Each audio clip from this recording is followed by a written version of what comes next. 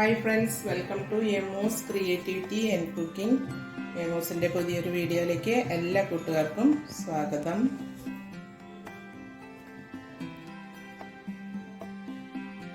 ഇതെന്താണെന്ന് മിക്കവർക്കും അറിയുന്നുണ്ടാവും, അറിയാത്തവരുണ്ടാവും. അവർക്ക് വേണ്ടിയിട്ടാണ് ഞാൻ ഇത് മുഴുവനായിട്ട് ഇങ്ങനെ കാണിക്കുന്നത്. ഇതൊരു പൂവാണ്, ചേനപ്പൂവ്. എപ്പോഴും ഉണ്ടാവില്ല, വേനൽക്കാലം കഴിഞ്ഞിട്ട് മഴ തുടങ്ങുമ്പോഴൊക്കെയാണ് ഇത് ഉണ്ടാവുക. ഇത് നമ്മുടെ വീട്ടിലുണ്ടായതാണ് ഈ ചേനപ്പൂവ്. ഇത് വളരെ ടേസ്റ്റി ആയിട്ടാണ്, നമ്മൾ കറി ഉണ്ടാക്കുമ്പോൾ നല്ല ടേസ്റ്റി ആയിരിക്കും. അത് വെച്ചിട്ട് നമുക്കൊരു മസാലക്കറി, മട്ടനൊക്കെ കറി വെക്കുന്നത് പോലെ ഒരു മസാലക്കറി വെക്കാനാണ് നമ്മളിന്ന് പോണത്. ഞാനിത് മുറിച്ച് കാണിക്കാം, അറിയാത്ത കൂട്ടുകാർക്ക് വേണ്ടിയിട്ടാണ്. ഇത് അപൂർവമായിട്ട് കിട്ടുന്ന ഒരു സാധനമാണ്. അതുകൊണ്ട് തന്നെ ചെറിയ പൂക്കളാണ് ഉണ്ടാവുക. ഇത് വളരെ വലിയൊരു പൂവായിട്ട് ഉണ്ടായിട്ടുണ്ട്. ഇത് മുറിച്ച് കഴിയുമ്പോൾ ഇതിൻ്റെ ഉൾഭാഗം ഇങ്ങനെയാണ്. ഇത് നമുക്ക് ചെറിയ പീസസ് ആയിട്ട് മുറിച്ചെടുക്കാം. അതിന് ശേഷം വൃത്തിയായി കഴുകിയിട്ട് നമുക്ക് കറി ഉണ്ടാക്കാം. ചെറുതായി കട്ട് ചെയ്തിട്ട് വരാം.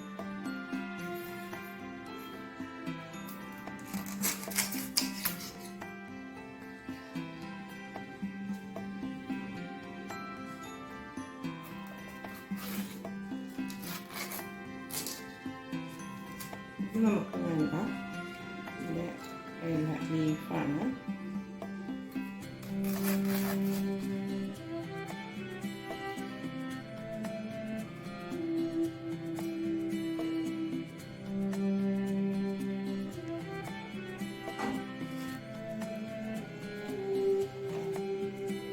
നമ്മുടെ ചേനപ്പൂവ് മുറിച്ചപ്പോൾ ഇങ്ങനെയാണ്. പലതരം കളറുകൾ ഒരു പൂവിൽ, പച്ച, വയലറ്റ് പോലെ പലതരം കളറുകൾ പൂവിൻ്റെ ഇതാണ്. മുറിച്ച് വെച്ചിട്ടുണ്ട്. ഇനി നമുക്കത് കറി ഉണ്ടാക്കാം. നമ്മുടെ ചട്ടി ചൂടായിട്ടുണ്ട്. അതിലേക്ക് ആവശ്യത്തിന് എണ്ണ ഒഴിച്ചു. ഇനി നമ്മൾ ഇഞ്ചി വെളുത്തുള്ളി ചതച്ചത്, 1 ടീസ്പൂൺ വെളുത്തുള്ളി ചതച്ചതും 1 ടീസ്പൂൺ ഇഞ്ചി ചതച്ചതും, പിന്നെ വലിയൊരു സവാള, 5-6 ചെറിയുള്ളി എല്ലാം കൂടെ ഒരുമിച്ച് ചേർത്ത് നമുക്ക് മൂപ്പിക്കാം.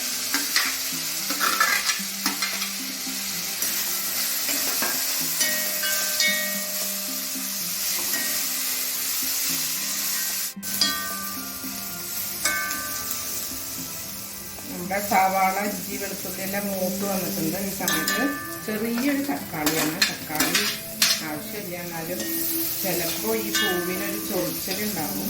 അതിന് വേണ്ടി കുറച്ച് എണ്ണ കൂടുതൽ ഒഴിക്കണം. നമ്മൾ വെളിച്ചെണ്ണ പാചകം ചെയ്യുമ്പോൾ ചില സമയത്ത് പൂവ് ചൊറിച്ചിലുണ്ടാവാൻ സാധ്യതയുണ്ട്.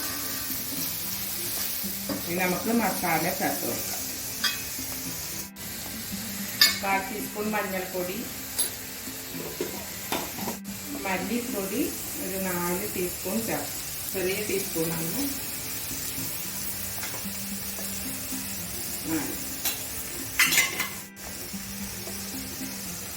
മുളക് പൊടി ആവശ്യത്തിന് എരിവിനനുസരിച്ച് ചേർക്കാം. ഞാനിവിടെ ഒരു 1.5 ടീസ്പൂൺ കഷ്ടി ചേർക്കുന്നുണ്ട്. നല്ല എരിവുള്ള മുളക് പൊടിയാണ്.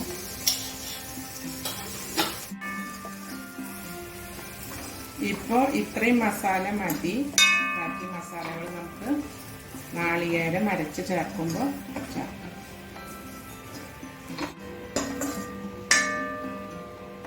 മസാല മൂത്ത് വന്നു. നമുക്ക് ഫ്ലവർ മുറിച്ച് വെച്ചത് ചേർക്കാം.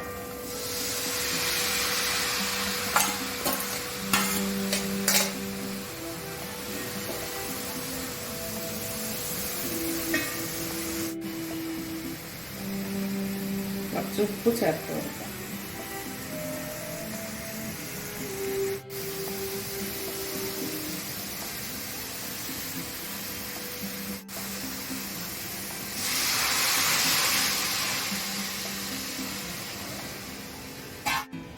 നമ്മൾ കറിവേപ്പിലയും ഉപ്പും ആവശ്യത്തിന് വേവാനുള്ള വെള്ളവും ഒഴിച്ചിട്ട് നല്ലതുപോലെ മിക്സ് ചെയ്തിട്ടുണ്ട്. ഇനി നമുക്ക് മൂടി വെച്ച് വേവിക്കാം.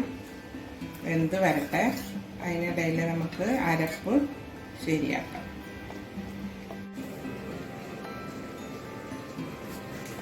അരപ്പ് ശരിയാക്കാനായിട്ട് നമ്മളിവിടെ അരമുറി നാളികേരം എടുത്തു വെച്ചിട്ടുണ്ട്, ഒരു മുറിയുടെ പകുതി. പിന്നെ അതിലേക്ക് കുറച്ച് പെരിഞ്ജീരകം ചേർക്കണം. നമുക്കൊരു 1/4 ടീസ്പൂൺ പെരിഞ്ജീരകം,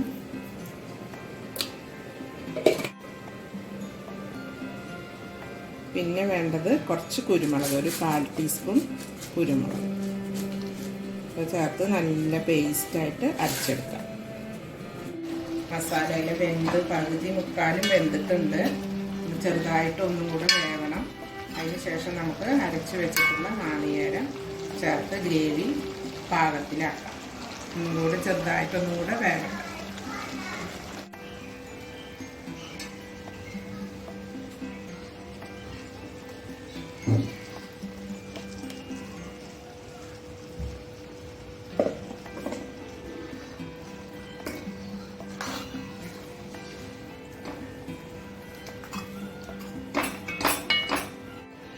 പെരുംജീരകവും കുരുമുളകും ചേർത്ത് നല്ല നൈസായി അരച്ച നാളികേരം ചേർത്ത് കൊടുത്തു. ഇനി ആ ജാറ് കഴുകിയിട്ട് കുറച്ച് വെള്ളം ഒഴിക്കാം. നമുക്ക് ഗ്രേവി ആവശ്യത്തിനനുസരിച്ച് വെള്ളം ആഡ് ചെയ്ത് മിക്സ് ചെയ്യാം. കുറച്ചും കൂടി വെള്ളം ചേർക്കണം.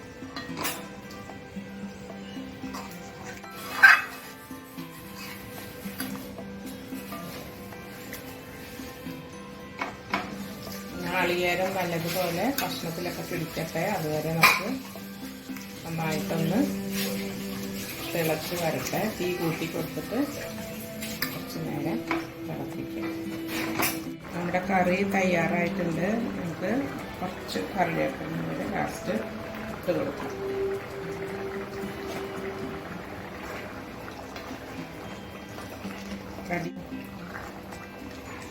എപ്പോഴും കിട്ടാത്ത ചേനപ്പൂവ് മസാല തയ്യാറായിട്ടുണ്ട്.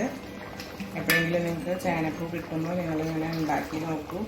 നല്ല സൂപ്പർ ടേസ്റ്റിയാണ്. ചോറിൻ്റെയും ചപ്പാത്തിൻ്റെയും കൂടെ എല്ലാം കഴിക്കാൻ നല്ല ടേസ്റ്റി ആയിട്ടുള്ളൊരു കറിയാണ്. തുടർന്നും ഇതുപോലെയുള്ള വ്യത്യസ്തങ്ങളായിട്ടുള്ള വീഡിയോസുമായിട്ട് വരാം.